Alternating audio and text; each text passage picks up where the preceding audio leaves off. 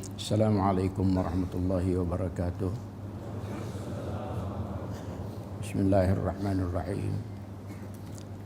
Alhamdulillah wassalatu wassalamu ala Rasulillah wa ala alihi wa sahbihi wa man tabi'ahu wa wala, amma ba'd. Yang mulia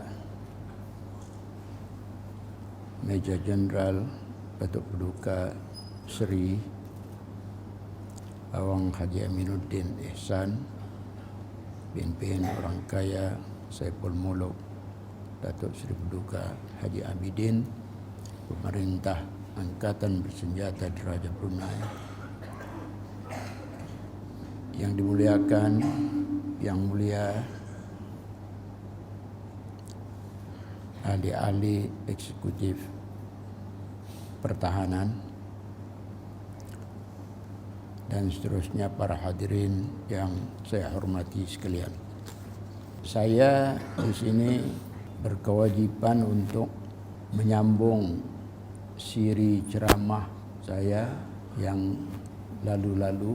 Pada pagi yang berkat ini, saya akan meneruskan siri yang ke-6 mengenai dengan masih lagi jenayah zina. Di siri yang lalu saya telah memperkatakan tentang jenayah zina, bagaimana ia ditangani secara undang-undang jenayah syariah. Dan pada siri kali ini saya akan lebih banyak menumpukan tentang akibat-akibat jenayah ini.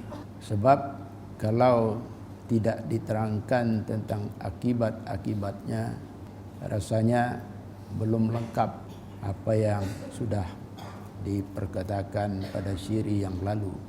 Jenayah zina, kes zina, sebenarnya indah mudah untuk ditangani, payah untuk ditangani. Benda ini saya sudah terangkan. Kalau ada kanun jenayah syariah lagi, menjadikannya ia lebih sukar lagi untuk dibuktikan. Kerana apa? Kerana syarat-syaratnya amat sukar sekali untuk diperoleh. Kecuali satu saja, ia mudah untuk ditangani kalau ada orang mengaku. Tapi siapa mau mengaku? Dalam zaman Nabi yang saya tahu, 2 orang saja mengaku. Seorang laki-laki, seorang perempuan.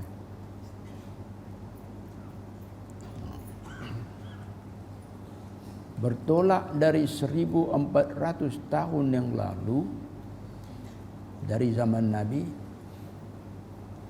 saya belum pernah mendengar, belum pernah terbaca lagi ada orang mengaku. Begitulah.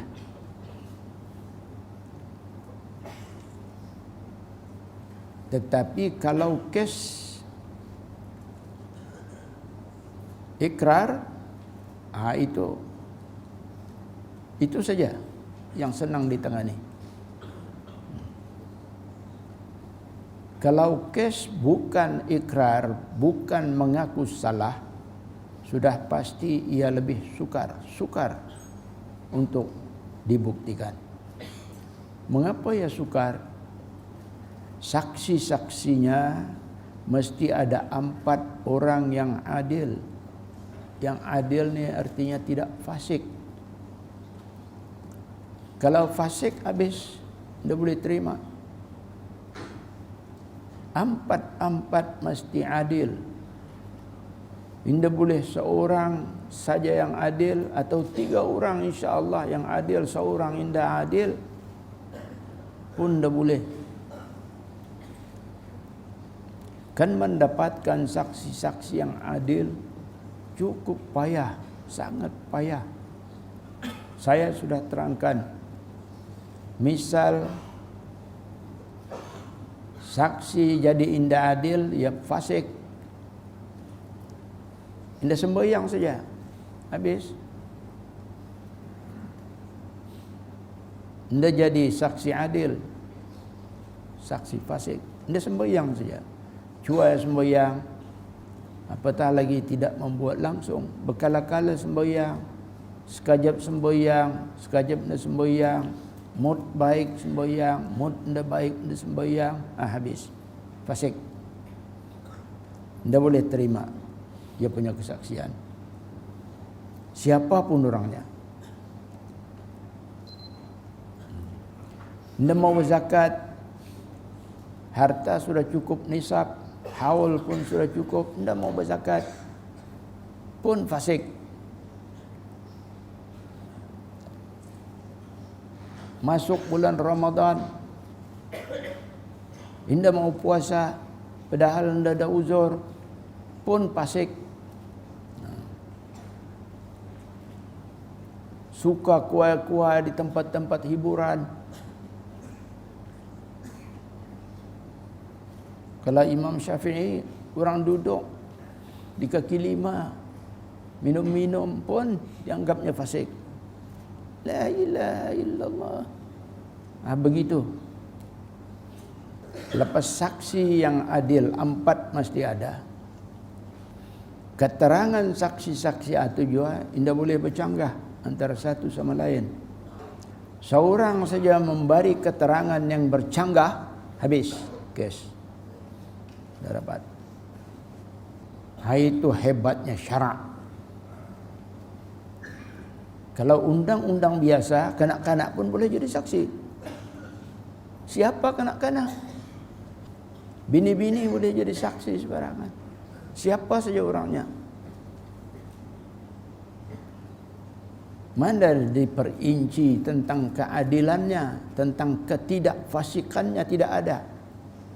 Siapa juga boleh jadi saksi. Ini bizanya kita. Undang-undang syarak dengan undang-undang biasa.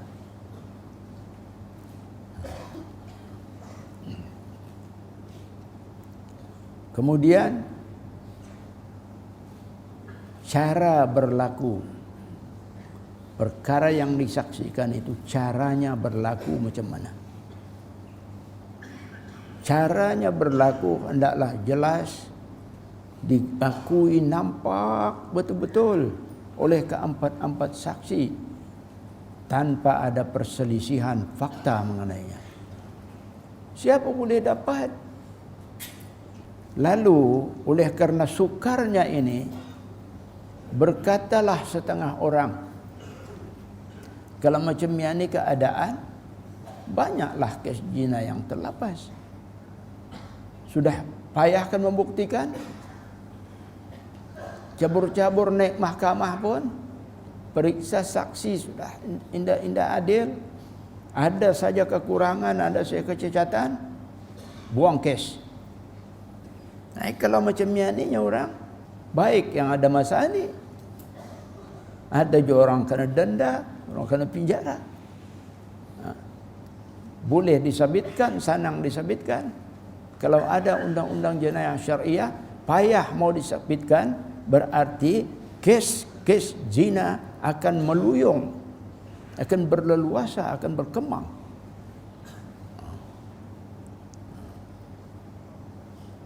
Macam betul juga. Dia punya argument itu macam betul juga.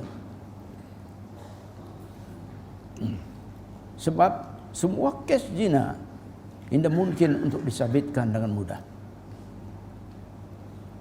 Tidakkah ini akan menjadikan jenayah zina itu lebih berkembang, lebih berleluasa? Kita menjawab tidak. Insya-Allah tidak begitu. Sebelum kes zina ditangani, ia akan dinilai terlebih dulu. Kita akan nilai ia terlebih dulu. Sama ada kes itu sesuai untuk dimahkamahkan di bawah akta jenayah syariah, kalau sesuai kita ni surong, kalau sesuai dalam makna mencukupi syarat-syarat untuk ia dibicarakan di bawah akta syariah, maka baru pendakwaan dan perbicaraan dijalankan dengan memakai akta jenayah syariah. Jika tidak, kita lihat saksi tidak cukup, cuma ada 3 saja. Kita lihat pun saksi-saksi ini payah kan jadi orang adil usulnya. Tetapi unsur berlakunya zina itu kelihatan oleh kita ini sangat kuat. Sangat kuat, ada unsur. Ini unsur ini penting dalam mahkamah. Kalau tidak ada unsur yang kuat, tidak orang mendakwa. Nah, ini di sini ada unsur yang kuat. Maka kalau ada kes seperti ini, walaupun tidak mencukupi syarat, tidak akan dilepaskan begitu saja. Sebaliknya, ia juga akan ditangani. Tetapi bukan dengan akta jenayah syariah. Ia akan ditangani dengan sivil atau takzir atau seakan-akan takzir sebagaimana yang berjalan pada masa ini. Yang berjalan pada masa ini bukan kanun jenayah syariah, walaupun dia dibicarakan di mahkamah syariah. Kita harus ingat itu. Kita membicarakan jenayah zina, jenayah khalwat pada masa ini, jenayah minum arak pada masa ini dengan akta sivil, takzir atau seakan-akan takzir, bukan akta jenayah syariah. Tetapi walaupun kita tangani di bawah akta sivil atau takzir atau seakan-akan takzir, bukan bermakna kita menghukum jenayah zina itu dengan sivil atau takzir atau seakan-akan takzir, bukan. Cuma kita mengambil tempat had hudud dengan sivil atau takzir atau seakan-akan takzir disebabkan kita menghadapi masalah ketiadaan syarat-syarat syar'i yang mencukupi untuk pensabitan. Dan hukuman juga akan berbeza tentunya dari hukuman had yang sebenarnya. Pasti berbeza.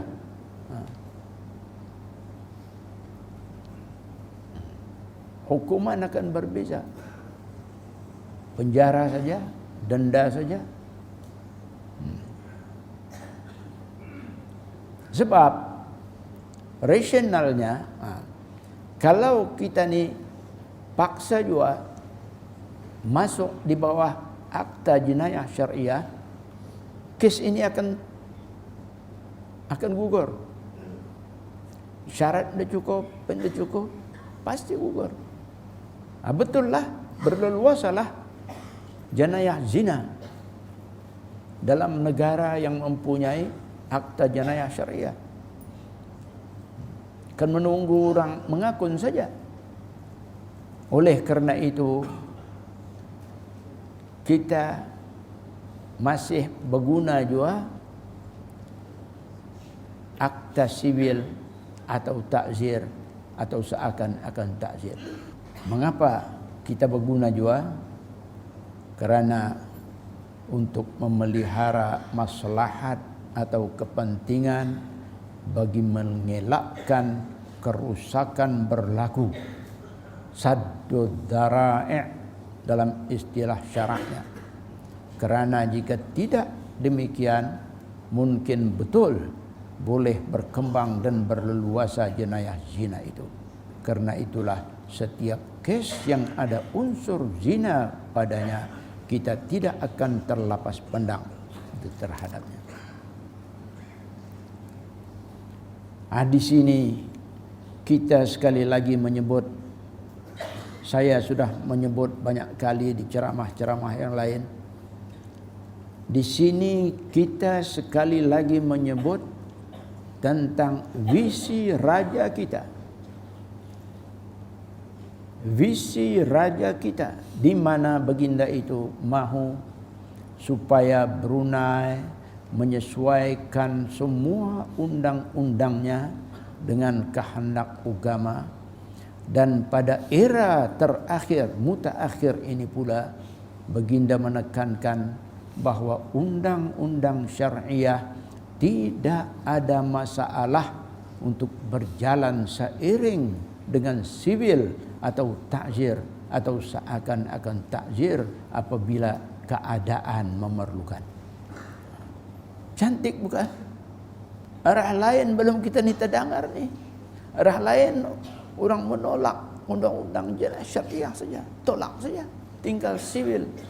Tapi Brunei dengan visi raja adakan juga akta jenayah syariah sebagai kewajipan kita terhadap Allah Subhanahu wa taala, supaya kita tidak dituntut besok-besok oleh Allah di mahkamahnya di akhirat. Kita adakan juga dalam pada itu. Tidak ada masalah untuk apa jua jenis undang-undang berjalan seiring dengan undang-undang jenayah syariah. Cantik kan? Sungguh cantik dan sungguh hebat visi ini. Visi yang amat jauh sehingga merantasi zaman. Jadi kita tidaklah perlu risau dengan pengkanunan hukuman jenayah syariah itu maka akan berkembang zina. Tidak. Kita sudah ada cara untuk memastikannya bahwa ini tidak akan berlaku. Dan inilah hebatnya Brunei. Sekali lagi saya sebut, inilah hebatnya Brunei. Hebatnya, cantiknya Brunei, Masya Allah. Ia telah mengatasi kematangan segala yang mengaku matang. Ia telah mengatasi kecantikan segala yang mengaku cantik. Alhamdulillah. Itulah Brunei kita. Alhamdulillah. Kita telah ditakdirkan hebat. Brunei telah ditakdirkan hebat. Allah telah takdirkan ia cantik. Bukan hebat, bukan cantik seperti kata pepatah, indah kabar dari rupa, bukan. Tetapi hebat yang sebenar-benar hebat dan cantik yang sebenar-benar cantik. Brunei sesungguhnya memang serius memerangi zina. Brunei memang serius memerangi zina. Brunei tidak pernah bersembunyi-sembunyi mengeji, mengecam zina. Anti zina, Brunei tidak pernah bersembunyi-sembunyi.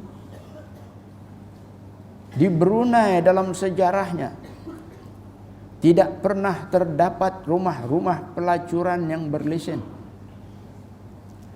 Tidak pernah terdapat premis-premis atau kelab-kelab yang menawarkan khidmat berbau maksiat ini. Tidak pernah.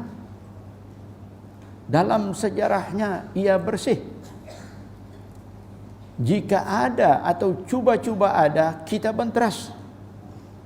Cepat kita benteras. Itulah dia Brunei Darussalam. Brunei Darussalam sangat memahami akan bencana zina. Zina adalah punca laknat yang memarakkan murka Allah. Sabda Nabi sallallahu alaihi wasallam, "Idza zahara zina war riba fi qaryatin faqad ahallu bi anfusihim azab Allah." Artinya, apabila berterang-terangan zina dan riba di dalam sebuah kampung atau negeri, maka telah menghalalkan ahli kampung atau negeri itu azab Allah untuk diterima oleh mereka. Apa artinya menghalalkan diri kepada azab Allah ini? Artinya berhaklah Allah Ta'ala mengazab mereka, menyiksa mereka karena telah melakukan zina tersebut. Zina adalah perkara yang sangat dibenci oleh Allah, suatu dosa besar. Karena itu tidak ada ampunnya. Hadis ini adalah terang-terang satu amaran keras. Kita wajar takut dan malah ngeri dengannya. Jangan sekali-kali amaran ini diringankan, buruk padanya. Kita jangan pancing azab Allah Ta'ala dengannya.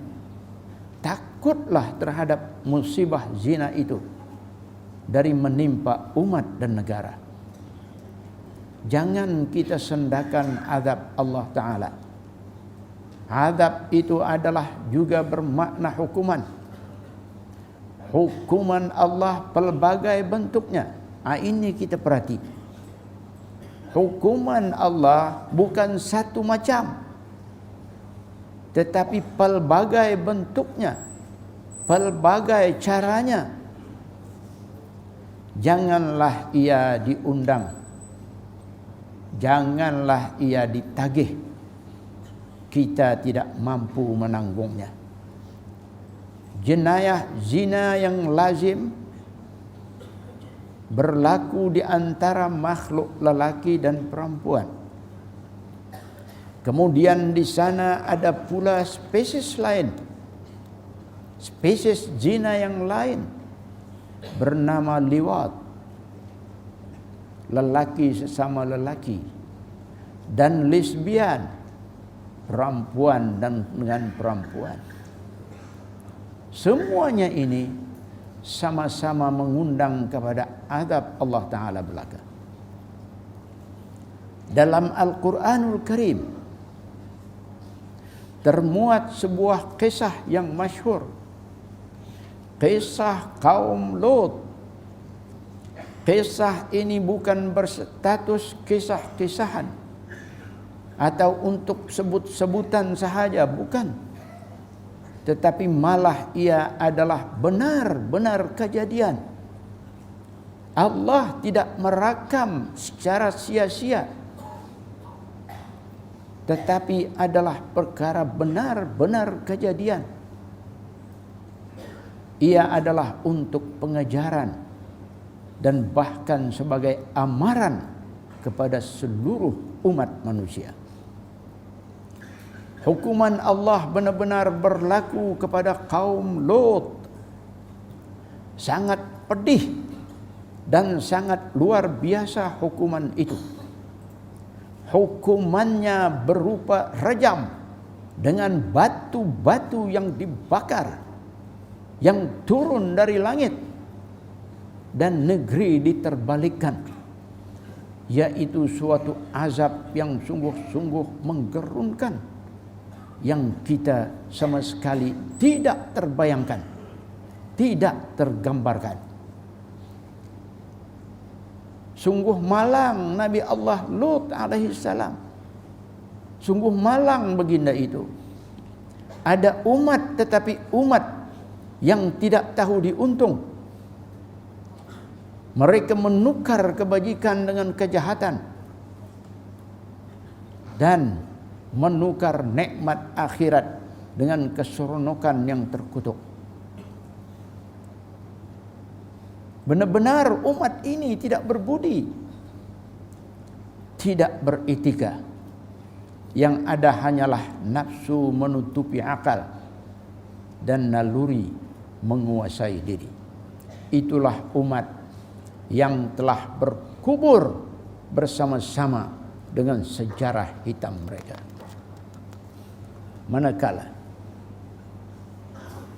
Manakala kedurhakaan mereka ini telah mencapai kemuncaknya, Al-Quran menceritakan, datanglah wahyu Allah kepada Nabi Allah Lut. Fa asri bi ahlika bi qit'in minal lail. Tafsirnya, pergilah engkau berundur wahai Lut. Berundurlah engkau daripada tempat ini bersama-sama dengan keluargamu pada tengah malam. Mengapa pada tengah malam Allah memerintahkan? Kerana inna maw'idahumus subhu alaysa subhu biqarib. Tafsirnya, sesungguhnya masa yang dijanjikan untuk azab Allah Ta'ala berlaku ke atas kaum yang durhaka ini ialah pada waktu subuh. Allah akan menurunkannya pada waktu subuh. Bukankah waktu subuh itu sudah dekat?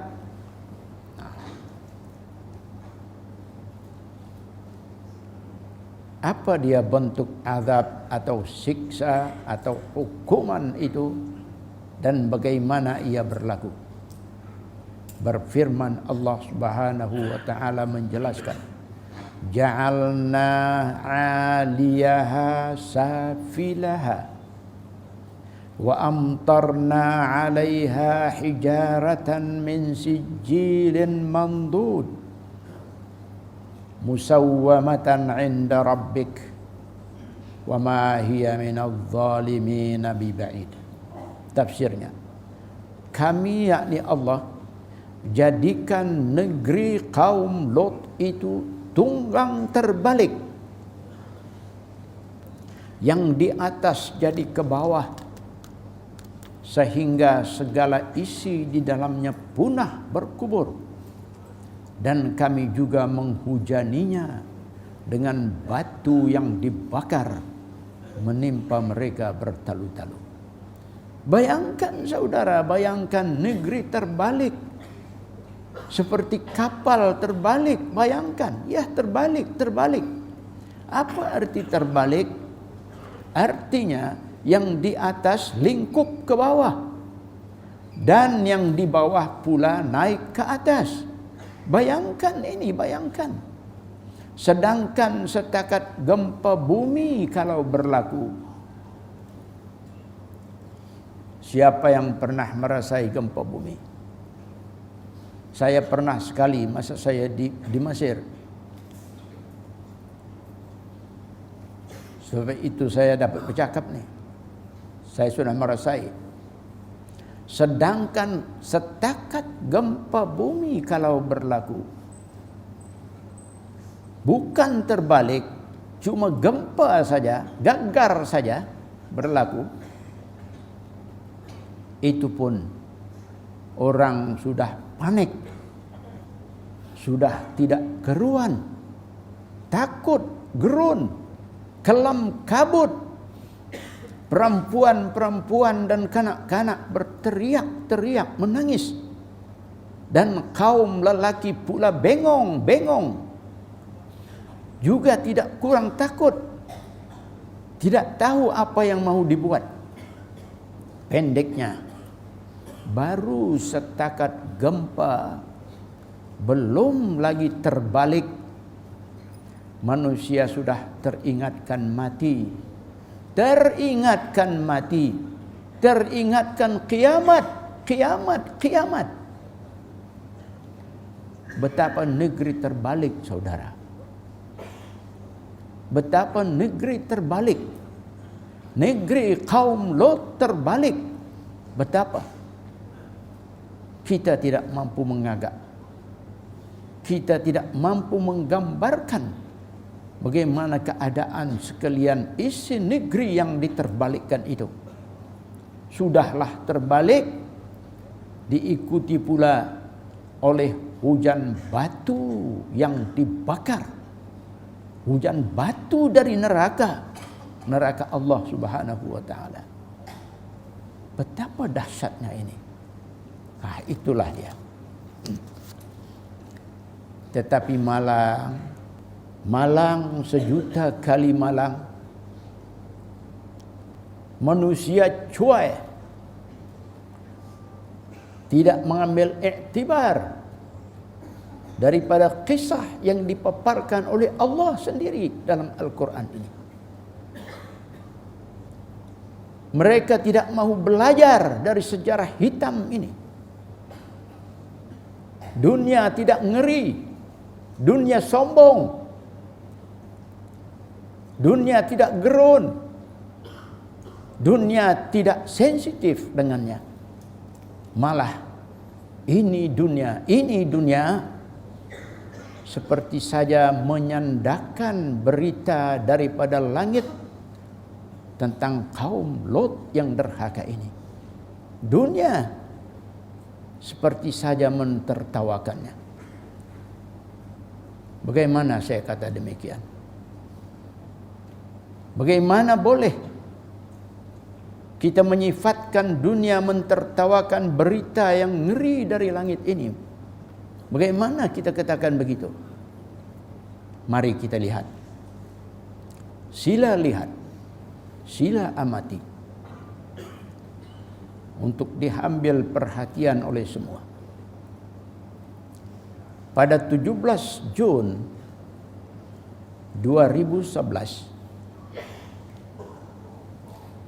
pada 17 Jun 2011, PBB,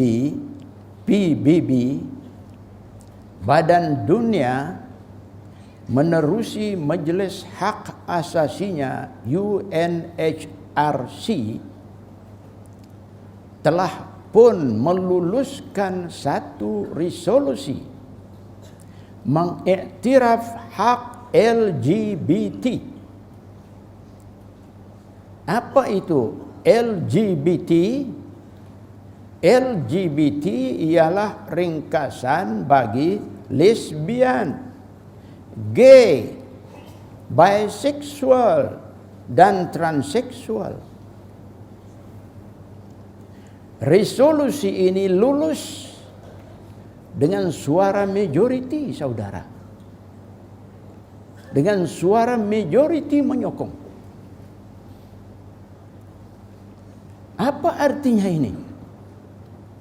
Artinya lesbian, hubungan di luar tabi'i sesama perempuan boleh saja, dibolehkan. Hak mereka untuk itu dihormati oleh badan dunia. Gay, hubungan di luar tabi'i sesama lelaki, homoseksual, boleh saja. Hak mereka dihormati. Bisexual, dui jantina yang mempunyai sifat kedua-dua jantina, yang tertarik secara seksual kepada lelaki dan perempuan atau pondan, juga boleh saja, dibolehkan. Hak mereka dihormati. Dan transseksual, seorang lelaki atau perempuan yang mempunyai atau merasakan dirinya mempunyai ciri-ciri jantina yang sebaliknya, juga boleh saja berbuat yang demikian itu. Boleh. Apa yang mereka suka, hak mereka dihormati, dilindungi. Apa makna ini? Apa maknanya ini? Apa falsafahnya resolusi ini? Tidakkah ini berarti bahwa dunia kita sekarang, saudara, dunia modern kita sekarang adalah sedang mencabar Allah. Dunia sedang mencabar Allah. Allah mengharamkan zina. Allah mengharamkan liwat. Allah mengharamkan lesbian. Tetapi dunia kita sekarang, majoritinya adalah menghalalkannya.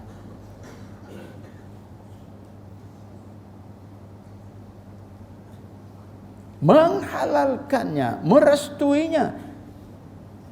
Tidakkah ini bermakna dunia sedang mencabar Allah?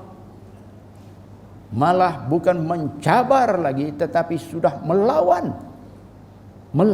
Allah Subhanahu wa taala. Bukankah begitu, saudara? Siapa yang dilawan ini? Bukan ulama yang dilawan. Bukan sesiapa yang dilawan. Bukan guru yang dilawan. Tetapi Allah.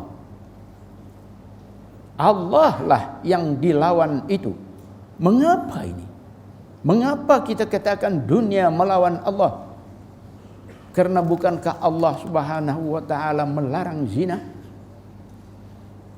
Allah melarang liwat. Allah melarang lesbian.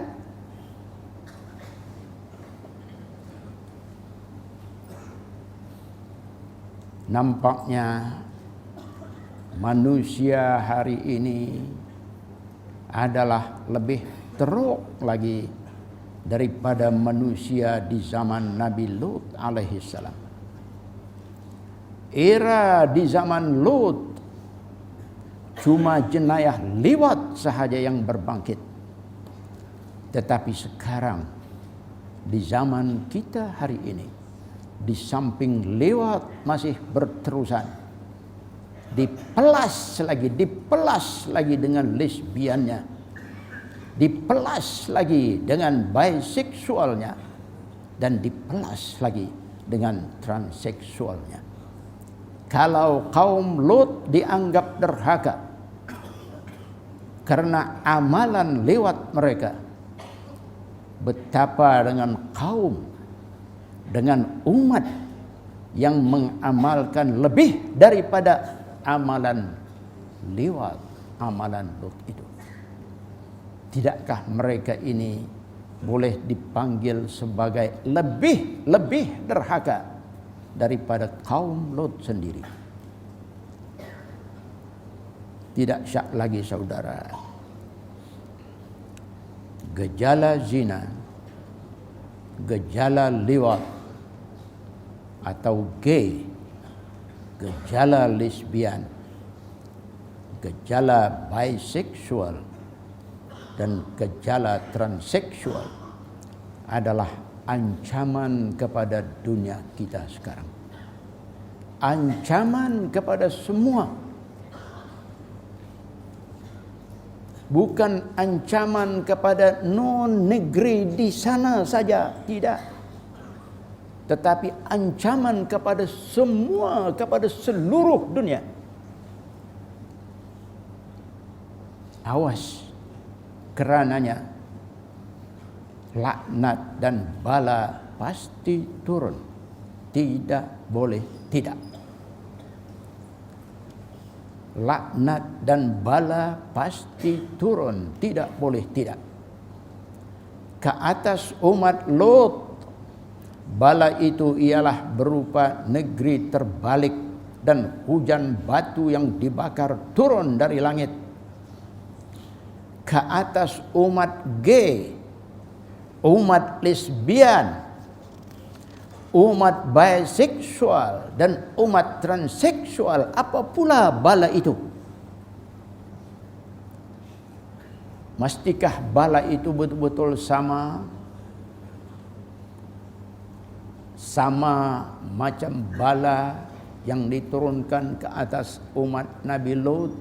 Adakah mesti sama?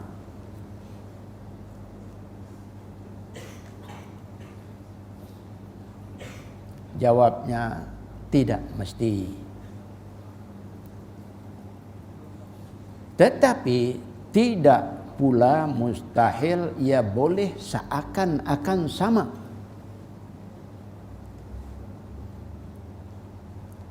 Tidak mesti betul-betul sama, tetapi tidak pula mustahil ia boleh seakan-akan sama atau seperti macam sama. Dan boleh juga dalam bentuk atau jenis bala yang tidak ada unsur persamaan sama sekali. Boleh juga. Semuanya itu boleh berlaku. Karena Allah adalah maha mampu melakukannya. Bukan macam kita. Mari kita lihat. Bala seakan-akan sama atau macam sama. Tidakkah kita menyadari tentang gempa bumi? Tidakkah kita menyadari tentang tsunami? Tidakkah kita menyadari tentang taufan? Tentang banjir besar, gempa bertali arus, tsunami bertali arus, taufan bertali arus, banjir besar bertali arus. Tidakkah kita menyadari ini? Ini semua adalah bala, hukuman belaka. Bala ini mampu untuk meranapkan apa saja. Meranapkan nyawa, meranapkan harta benda, meranapkan bangunan-bangunan, meranapkan rumah-rumah kediaman, meranapkan ternakan, meranapkan tanaman, meranapkan kapal-kapal di laut. Pendeknya, apa saja boleh musnah dan ranap karena gempa, karena tsunami, karena taufan, karena banjir besar, dan karena. Walaupun negeri tidak terbalik, tetapi unsur ranap, unsur musnah, unsur binasa itu tetap berlaku di sini. Tidakkah ini juga seakan-akan sama macam terbalik? Seakan-akan sama macam azab yang diterima oleh kaum Lot dahulu kala. Ya, seakan-akan sama saja. Itu tentang bencana alam. Lain lagi dengan kemusnahan yang disebabkan oleh peperangan atau pencerobohan. Negeri porak-poranda kerananya, binasa kerananya, bandar-bandar musnah, kampung-kampung musnah, tamadun manusia musnah, tidak terkecuali juga nyawa musnah. Ini semua tidak dapat dinafikan sebagai ada imbas-imbas, ada mirip-mirip kesamaan dengan bala atau hukuman yang diterima oleh umat kaum Lot dahulu kala itu. Tidak syak lagi, ya ada imbas-imbas, ada mirip-mirip kesamaan itu. Itulah dia ilmu Allah, saudara. Allah berkuasa dan mampu mengadakan apa saja dengan ilmunya ini. Semua boleh berlaku, semua boleh jadi. Kalau kita manusia melihat pemusnah cuma dengan alat pemusnah semata-mata yang bernama senjata, lalu kita pun menciptalah senjata dari pisau, dari parang sampai kepada bom atom, nuklear, pemusnah raksasa. Berhasil ini, kita pun mendabik dada, mengaku pakar, mengaku berilmu. Betul, manusia boleh saja menguasai ilmu, tetapi terbatas. Kalau seseorang itu pakar undang-undang, undang-undang saja biasanya. Pakar ilmu ekonomi, ekonomi saja. Pakar mencipta senjata, senjata saja. Tetapi Allah semua dia pakar. Pakar atas pakar. Kepakaran Allah tidak dapat ditandingi. Kepakaran yang bersumber dari ilmunya, kun fayakun, jadi maka jadilah perkara itu. Demikian juga Allah mencipta pemusnah ke atas makhluk-makhluk yang durhaka sebagai hukuman. Macam-macam boleh jadi. Ada yang mirip-mirip sama dan ada juga tidak. Hukuman karena lewat di zaman Lut alaihi salam ialah negeri terbalik dan luntaran dengan batu-batu yang dibakar. Semuanya musnah karenanya, mati beragan kecuali yang diselamatkan oleh Allah Subhanahu wa taala saja. Sekarang apa pula hukuman karena zina, karena lewat, karena lesbian, karena biseksual, karena transseksual? Apa tidak mungkinkah ia berupa gempa, berupa tsunami, berupa taufan, berupa banjir besar, berupa api peperangan, dan berupa penyakit-penyakit?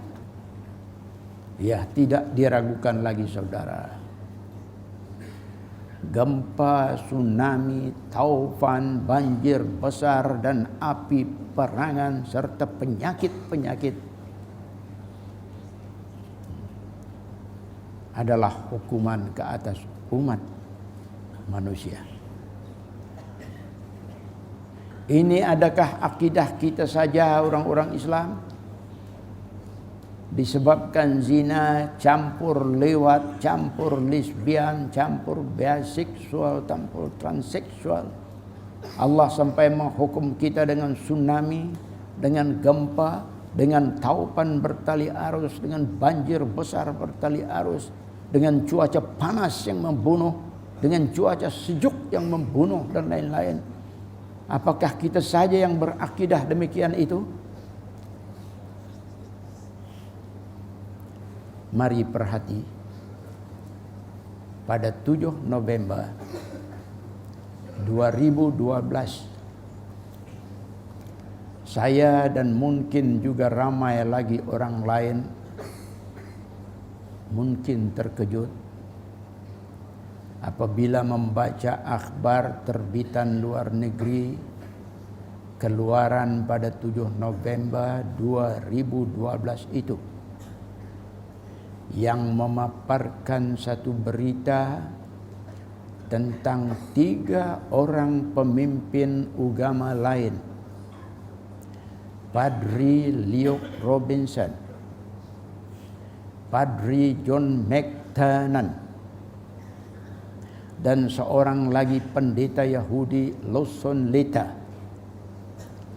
telah dipetik sebagai membuat kenyataan yang senada bahawa taufan Sandy yang baru-baru ini melanda pantai timur Amerika, yang menyebabkan kemusnahan truk itu, adalah sebagai balasan Tuhan karena mengharuskan amalan LGBT, lesbian, gay, biseksual, dan transseksual.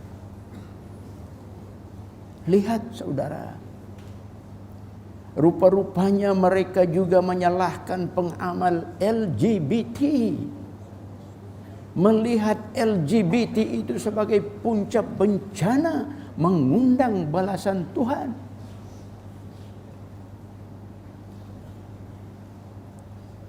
Maha berkuasa Allah yang membuka pintu hakikat ini. Itu balasan atau hukuman yang ada mirip-mirip dengan balasan atau hukuman ke atas umat Nabi Lut alaihi salam karena dosa lewat mereka. Sekarang ada ataupun tidak balasan lain atau hukuman lain yang tidak mirip-mirip dengan bala yang diterima oleh kaum Nabi Lut alaihi salam? Ada ataupun tidak? Yang tidak ada mirip-mirip. Ini kita nak tengok ilmu Allah. Kita nak tengok kuasa Allah di sini. Jawabnya ada. Ada saudara, ada. Saya akan tunjuk. Apakah kita sudah lupa kepada SAR? Wabak SAR? Apakah kita sudah lupa? Apakah kita sudah lupa dengan sel sema burung? Apakah kita sudah lupa dengan sel sema babi? Dan apakah kita sudah lupa dengan HIV/AIDS?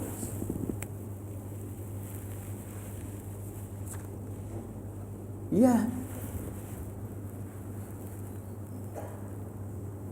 HIV/AIDS,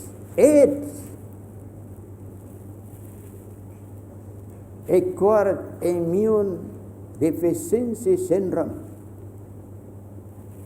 yang menurut pakar adalah rapat hubungannya dengan zina, dengan liwat, dengan lesbian selaku penyebab utamanya. Bukan begitu?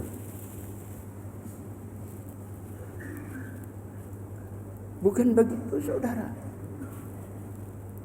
Ini bukan kita yang kata, mereka yang kata, tapi mereka tidak paham.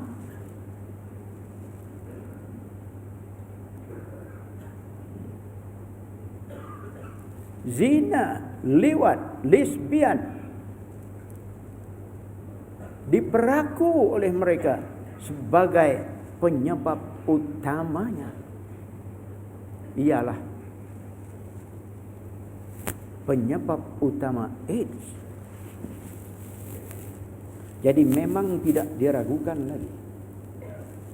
HIV/AIDS adalah hukuman yang bukan mirip dengan hukuman ke atas umat Lut, tetapi ia adalah hukuman tambahan selain dari hukuman yang mirip-mirip seperti hukuman ke atas umat Nabi Lut.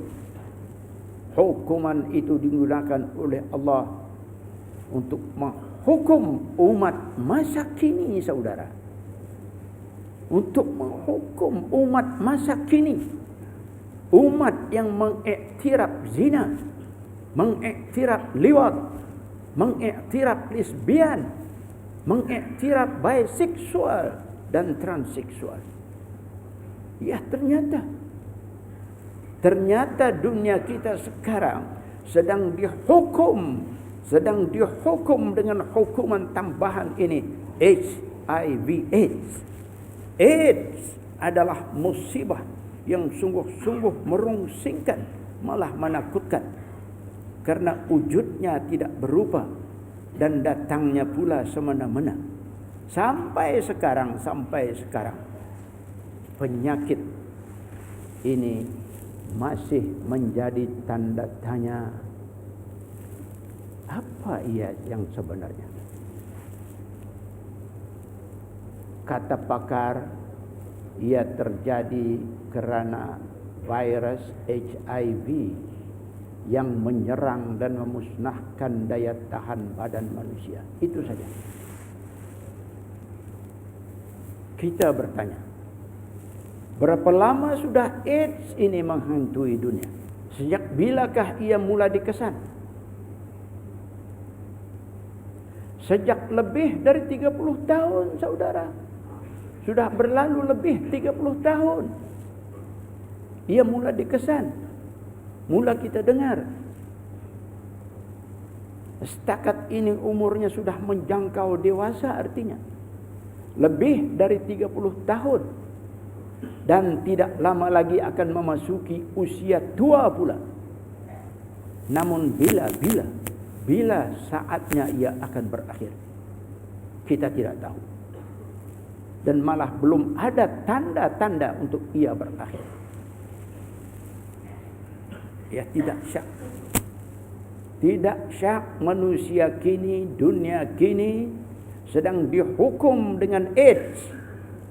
Di samping juga hukuman yang mirip-mirip hukuman ke atas umat Nabi Lut alaihi salam, berupa gempa bumi, tsunami, taupan besar, banjir besar, peperangan dan pencerobohan.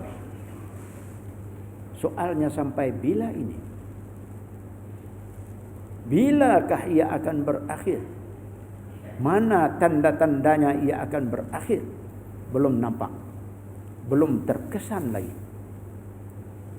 Izinkan kita bertanya, mana kepakaran manusia untuk mengatasinya? Mana kebolehan manusia untuk membentrasnya? Mana dan mana kepandaian mereka untuk mencipta ubatnya? Ayolah wahai para pakar, para ilmuwan, tampillah tuan-tuan menjadi penyelamat. Selamatkan dunia ini dari AIDS, dari HIV AIDS. AIDS masih saja terus bergerak ke sana dan kemari. AIDS masih saja terus menambah mangsanya di seluruh dunia, tanpa mengira tua muda, tanpa mengira rupa bangsa, tanpa mengira jantina. Perangkaan dunia bagi pengidap AIDS adalah pada tahun 1990, orang membuat statistik, jumlah pengidap AIDS ialah 8 juta. Pada tahun 1991 berjumlah seramai 10 juta. Pada tahun 1994 meningkat kepada 15 juta. Pada tahun 1996 terus meningkat lagi hingga 20 juta. Pada tahun 1998 meningkat pula kepada 25 juta. Pada tahun 2002 meningkat lagi kepada 30 juta. Pada tahun 2010 meningkat terus kepada 34 juta. Dan kita jangan lupa saudara, negara Brunei Darussalam juga dengan amat duka cita terpaksa kita sebut sebagai turut mempunyai pengidap AIDS-nya yang menurut statistik dari tahun 1995 sehingga tahun 2011 adalah berjumlah seramai 80 orang. Jangan kata jumlah 80 ini kecil, nisbah kepada penduduk kita ia adalah besar. Di antara jumlah keseluruhan pengidap di dunia, 280.000 adalah pengidap kanak-kanak. Mengapa kanak-kanak? Apa dosa mereka? Bukankah mereka itu bersih, tidak bernoda? Tetapi mengapa mereka, saudara? Mengapa mereka juga dibebani dengan AIDS? Dihukum dengan AIDS? Mengapa mereka dibebani? Mengapa ini? Ini persoalan. Jawabnya betul. Betul, mereka itu memang tidak berdosa. Sama sekali tidak berdosa, kanak-kanak. Tetapi kasihan, mereka juga jadi mangsa. Karena nasib mereka, saudara, nasib mereka. Ada bapa atau ibu, tetapi bapa atau ibu yang tidak baik. Ada bapa atau ibu tetapi menjerumuskan anak-anak kepada mudarat melalui jenayah zina yang mereka lakukan. Kasihan kanak-kanak, saudara. Ya, kasihan kamu, wahai anak-anak. Kamu yang tidak mengerti apa-apa, tidak berdosa, tetapi terpaksa untuk turut menerima akibat buruk zina. Ibu atau bapa kamu, atau sebarang orang yang berstatus jalang, mereka itu telah melahirkan kamu. Lalu kamu pun jadi simalang juga, dijangkiti AIDS. Tidakkah kita nampak ini, wahai tuan-tuan? Tidakkah kita nampak ini? Bahawa tentera Allah yang bernama AIDS itu sedang dikerah habis-habisan untuk menyerang sasarannya. Siapa saja, tuakah dia, mudakah dia, kanak-kanakkah dia, semua terdedah kepada serangan ini. Inilah namanya kerja Allah.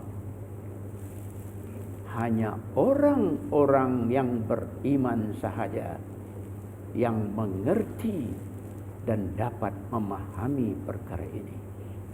Sekian dulu. Wallahu a'lam. Wabillahi taufiq wal hidayah. Assalamualaikum warahmatullahi wabarakatuh.